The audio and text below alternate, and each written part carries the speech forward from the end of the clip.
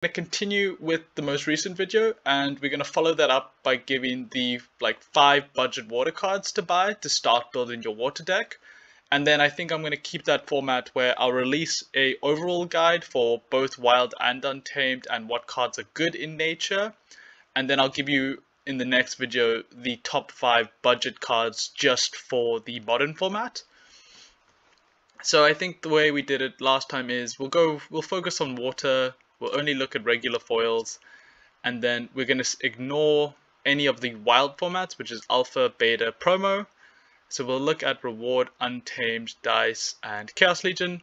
So just to begin with, we're looking at the commons for the rewards, not untamed, not chaos legion, because those will obviously be included with the ghost starter cards, so you will already have that.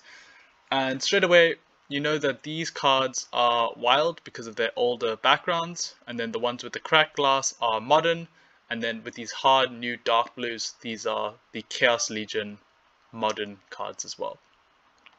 So just from looking at the commons here, I can tell you straight away that the best ones that I would want is the Wavesmith as well as the Bandit. So the Bandit is really good because it works really well with the new Chaos Legion Summoner by giving it extra armor and extra speed.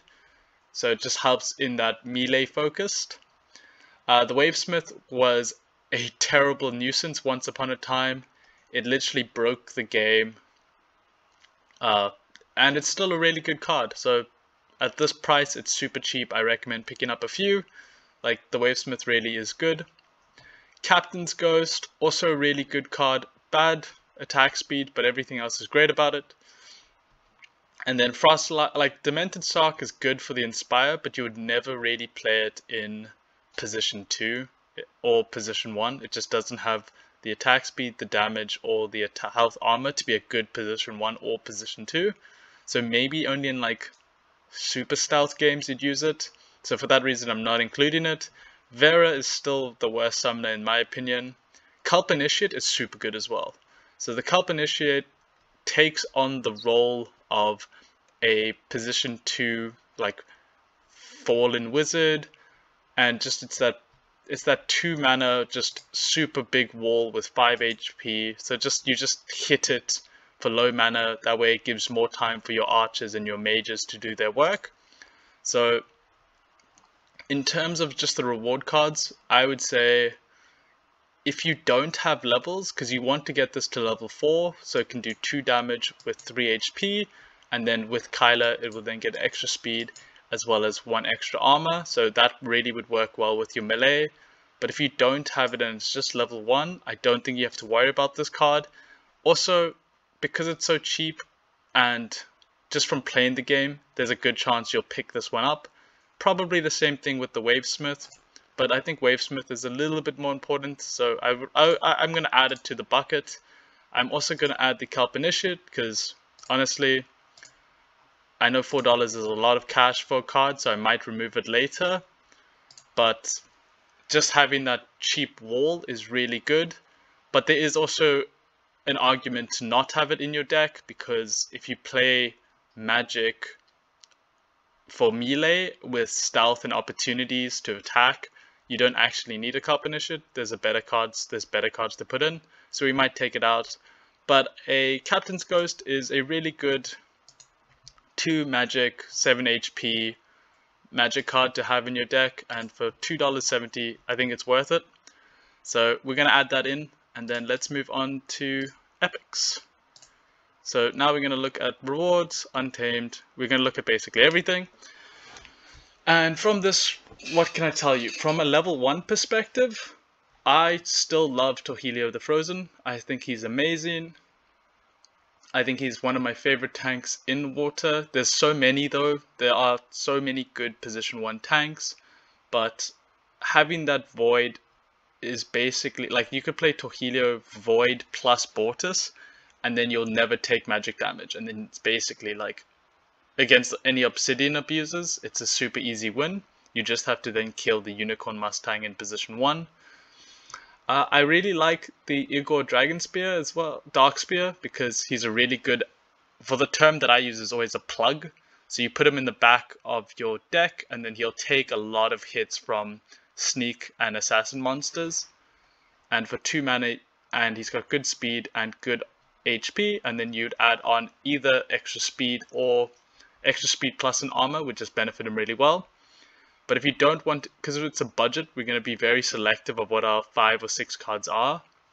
So if you don't want to pick this up, because there's already, if you look at just Chaos Legion, there's already another good plug that I like to play, which is the Mandarin. So if you don't want to play, it's 1 mana more, but it does the exact same job. So if you don't actually want to do it, you don't have to buy a Dark Spear. Axemaster, also really good. I prefer him at level 3, because then he gets 1 extra damage, and then he does 6 damage, which is just lethal. But even like this, still a good card to pick up. It just depends on your budget. I'm picking up a Torhilio because I know how much I use a Torhilio compared to the other cards. And then when it comes to your 6 mana or 7 mana archers at the back, it's up to you what you would prefer to pick up. Between the Harpoonist and the Axemaster, I typically prefer the Axemaster.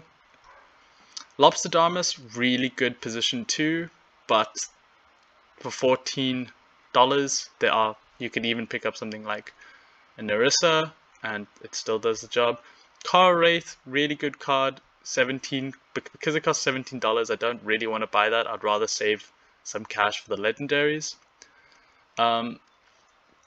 So I'm gonna pick up a Dark Spear. I might remove some things as we decide, but I'll pick up a Dark Spear and I'll pick up a Narissa, just because I'm not gonna buy from AO4.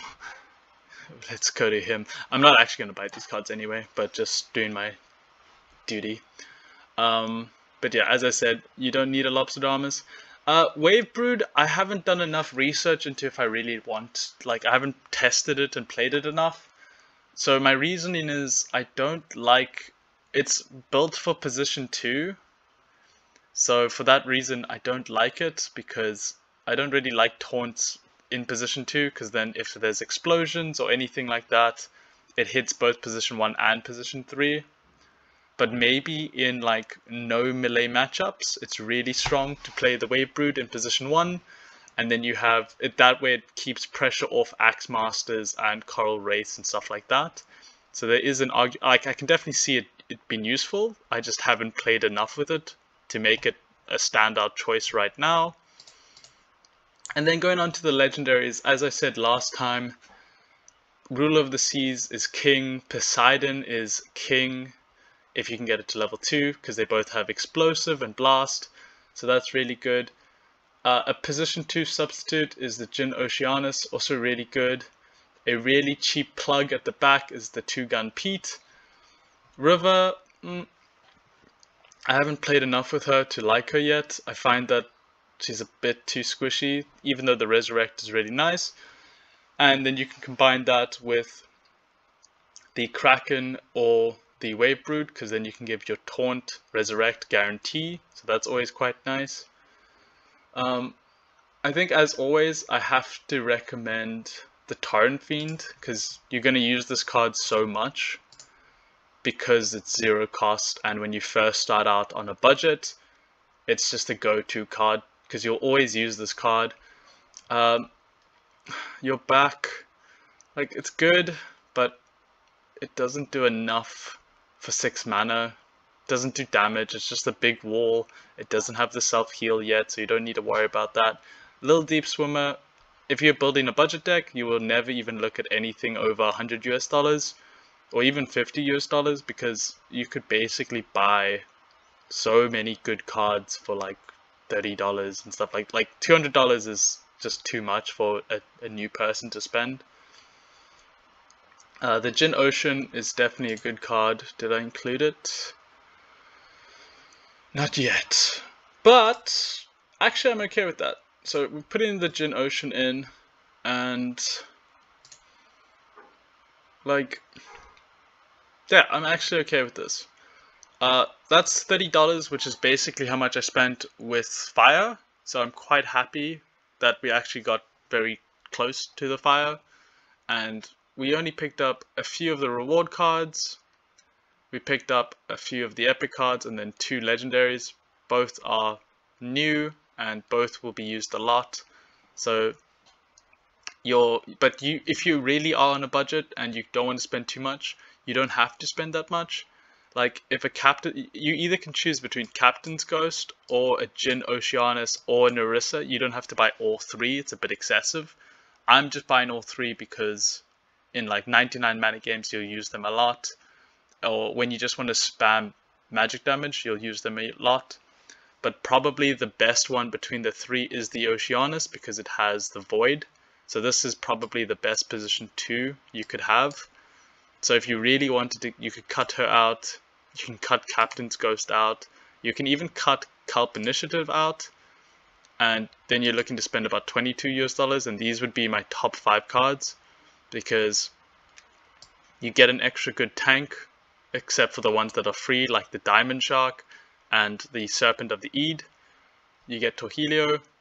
For position 2, you've got your Jin Oceanus. If you don't have him and it's very expensive, or there's not enough mana, you play your Torrent Fiends and other things in between. You've got Wavesmith to give them all extra protect, and then just to plug it up in the back, you've got a cheaper version of the Mandarin, because now you've got the Dark Spear. So yeah, that's how I would build a water deck, guys. So please like and subscribe and let me know in the comments what you want me to do next. And if you're a new player, please use the promo code and I'll happily send you the $0.5 US back to you. It just lets me know that people are watching and using the promo, and I'm helping new players join the community. Also, if you find me on the Discord, just pop me a message. I'll happily delegate any of the new players some power.